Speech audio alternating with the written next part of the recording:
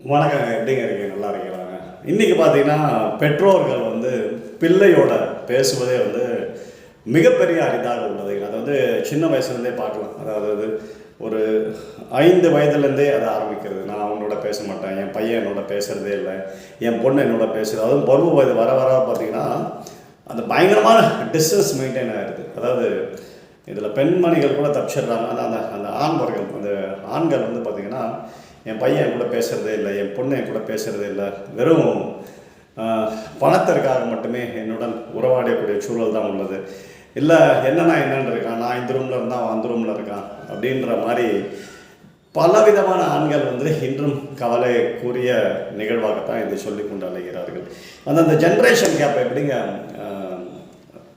Break பண்ணி அவங்களுக்குள்ளே கொண்டு போகிறதுனா, first you have to think like them. அதாவது அவர்களை மாற்றி நீங்கள் யோசிக்க வேண்டும். அவர்கள் உங்களால் வளர்க்கப்பட்டவர்கள், அவர்கள் உங்களை ரோல் மாடலாக பார்த்து பார்த்து வளர்ந்தவர்கள். உங்களை சுற்றி வளர்ந்தவர்கள் உங்களை பற்றி எப்படி அவர்களிடம் சொன்னார்களோ அதை பார்த்து பார்த்து அவர்கள் வளர்ந்தவர்கள். ஒரு காலகட்டத்தில் அவர்கள் நிச்சயமாக உங்களை புரிந்து கொள்ள எத்தனைப்பார்கள். அங்கே நீங்கள் தவறினை செய்தால் நிச்சயமாக அவர்கள் உங்களை விட்டு விலகித்தான் சொல்வார். எங்கள் அப்பா ரொம்ப கோவக்காரர், எங்கள் அப்பா என் கூட பேசவே மாட்டார், எங்கள் அப்பா எப்போ பார்த்தாலும் திட்டிக்கிட்டே இருப்பார், என் அப்பா எப்போ பார்த்தாலும் கமாண்டிங் மூடில் இருப்பார், என் அப்பா என்னோட நண்பனாக இருப்பார். இல்லை, நிச்சயமாக என் அப்பா மிக மிக சீரியஸான நபர், என்னுடைய முன்னேற்றத்திற்காக பாடுபட முயற்சிக்கிறார். அந்த ஃபியர் ஆஃப் லாஸ், அதை மார்க்கெட்டிங்கில் சொல்லுவாங்க, விட்டு பிடிப்பது. அந்த ஃபியர் ஆஃப் லாஸ் நிச்சயமாக நீங்கள் அழகாக உங்கள்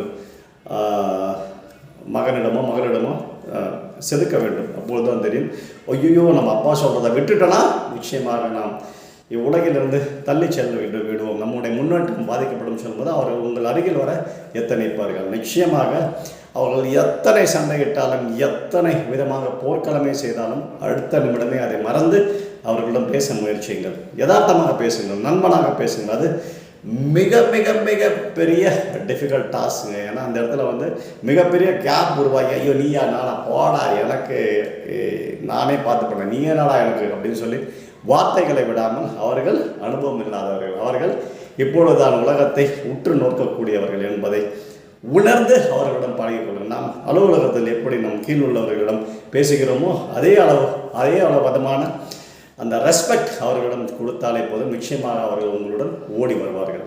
அதை விட்டு நீ அங்கே நான் அங்கே நீ எங்கே என்றால் நீங்கள் வாழ்ந்தும் வாழாதவர்களாக விழுந்து விடுவீர்கள். உங்கள் பிள்ளைகள் உங்களிடம் பேசாமல் இருந்தால் என்ன ஒரு கஷ்டம். புரிந்து வாழ கற்றுக்கொள்வீர்களா?